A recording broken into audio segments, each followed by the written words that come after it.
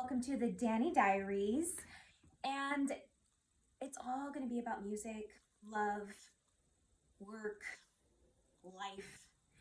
And it's really interesting because I was listening right before I recorded this to the Doobie Brothers, listening to the music, and when I was writing my little outline, this was probably like a week and a half ago, that same song was on. I think it's pretty cool. I've been posting on YouTube a bunch of shorts about this project that I'm doing, the Dani Diaries. Basically, it's me trying to navigate through being fired from my job and going through a breakup and just what that means and restarting your life and just going back to who you are and the things that you love and just transforming to the next version of yourself that still implements the core of who you are.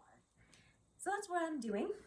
And I am just going to read to you guys my little outline and then make little comments about that. And I would love for people to engage, make note in the comments, what have you. But yeah, let's get into it, because how many times have you heard, but that's our song? Oh, that's our song. What does that mean? And why does it only have to be our song?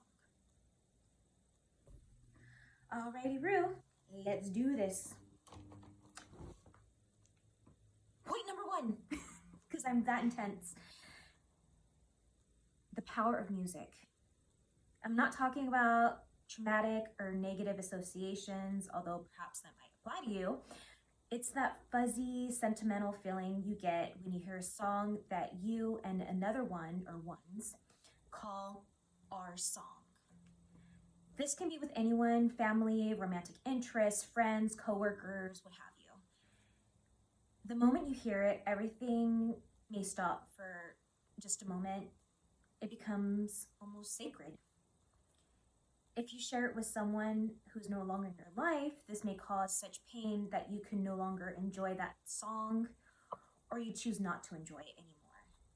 So why do we feel this extreme sense of possessiveness that this song can only exist between us?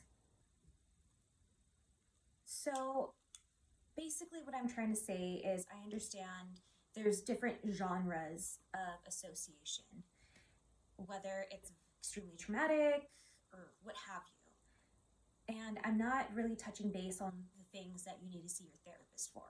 I'm talking about just these real moments, and I have some really great associations with songs dating back to childhood. You can't escape the effect music has on you. But there can be songs that you've already loved, and then you listen to it with somebody that you also love or shared a connection with, and then you associate that now with that person. And so when you hear that song, you avoid it, or you just can only think of that person. And it's a tricky time because it might be a good idea to think about that person. I have a song from one of my pets that passed away that I think of, and there was a while where I just would avoid it. I wouldn't listen to it. But then I finally got to a point where I listened to it. Sometimes I cry. But it did remind me of my beloved pet, and I want to embrace that feeling. Then there's been songs that I've already loved, and then I associate it with someone else, and it just makes me feel angry and bitter, so I avoid it. But then later on in life, when I let go of a lot of that attachment emotionally to that person, I started finding myself enjoying that song again and being reminded of different times that I enjoyed it, or maybe perhaps the same time that I was enjoying it with them, that was my moment too. Just because you share a moment with someone doesn't mean that other person owns the moment. We are in this moment together, and I had an experience. That is my experience that you happen to be in. So I can enjoy it. I can enjoy that song, and it can be my song. Even though you were there and it was really meaningful, I could still derive from that and love it. And that's something I'm really wanting to dive into with this.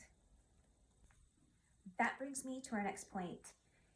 Keeping memories / real moments. That's what it literally says. I don't have my glasses on. That's why it took me a moment. Speaking of moments. So it's okay to feel things, and people come into our life for a certain amount of time, and they can be very impactful as far as how long they're in our life may differ, but we are going through this whole life experience, and what gives that some meaning and value is how we spend our time and how deeply we feel and whatnot. So I know that whole saying, it's better to love and lost than never been loved at all, to that, pretty much. And I get that, and I feel that with music in this case. And I think you can have different associations. So I'm going to keep reading this up. That's why I have my glasses on. I know the reading light is like, ooh, in your face. But I was working at a place where I was prepping food way back in the day.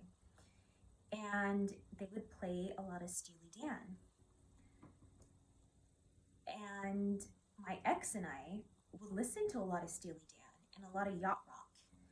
And whenever I think about Steely Dan or listen to it, I started reassociating it with my ex and I and moments that we had.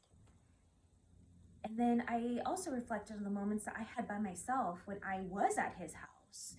And I was by myself on the top deck, just sunbathing and listening to Steely Dan, hearing the sea lions and the waves of the ocean. And that was my moment, even though I was at his house. And I felt free and I felt amazing. But yet we had times where we're driving, we listen, and he'd come up to the top deck and we would listen. And again, not just Steely Dan, but to yacht rock. And it was like our lifestyle. But then again, I had other moments where I'm hanging out with my sister and we're listening to the same kind of music, and I felt good, and I hung out with my mom. So I just somehow started making it exclusive, and during the breakup, I started to avoid it. I'm like, what? No. And then I got back to how I started here, where I used to work at this place where I would make food, and this was over 10 years before I met him. And the guy I was working with, he said, gosh, and it was a Steely Dan song, the lyrics are so sad. Despite how upbeat and chill this feels, like, listen to the lyrics. I was like, wow, it is kind of sad. Yeah. And when I think of that song, before I reassociated it with my last relationship, that's one of the first thoughts that I have when I listen to it. And so I reclaimed that song. And it's okay to reclaim. You can make it yours, or you can just reevaluate it, because music is beautiful. And, I know there's extreme cases, of course, but just speaking in general, we should allow music to continue to inspire us in different phases of our life. And it belongs to us, the person who enjoyed it and experienced it. And just because you shared it with someone else doesn't mean you can't continue to enjoy it and to live through it. Of course, again, unless it's an extreme situation. So that was my main point with that. I know I'm going on a tangent, and I think I might have one more point. All right. Oh, I'm pretty much on track. My next point was what I was just discussing. So don't forget, reclaim. It's okay to hold space for a really wonderful memory. You can still honor that moment that contributes to adding substance to your overall life journey. You can reclaim it in your present life. It may even cause you to feel familiar emotions, but experience through a new perspective. Music can transform, and you can give it the freedom to do so by unfreezing musical associations that are lost in a galaxy far, far away. And that was me writing just a few weeks ago, just feeling these vibes. And it's true. And you know what? There is some songs and memories that I have that I've shared with people that are no longer actively in my life.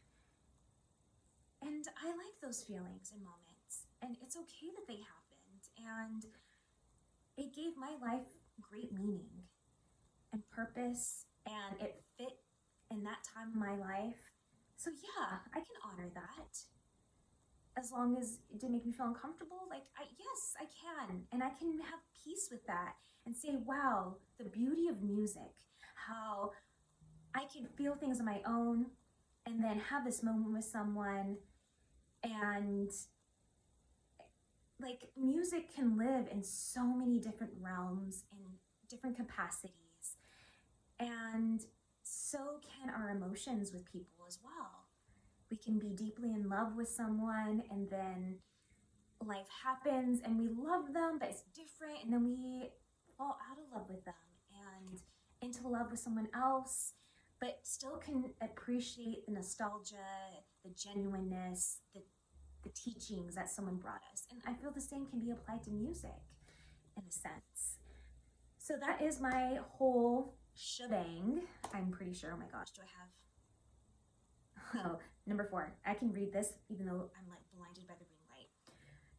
Just the two of us. We can make it if we try. That's music. Talking to you and me. You connect with it. That's why I wrote it. All about connection between you and music. Find your meaning. What is your meaning? In that moment, is your meaning what you're experiencing as a whole as a person, what you're experiencing with someone else, what it makes you feel or think? Oh, music is incredible. Relationships are complicated, romantic or not romantic. Life is complicated. Thank goodness for music. On that, I will see you on my next Dani Diaries. I have incredible stuff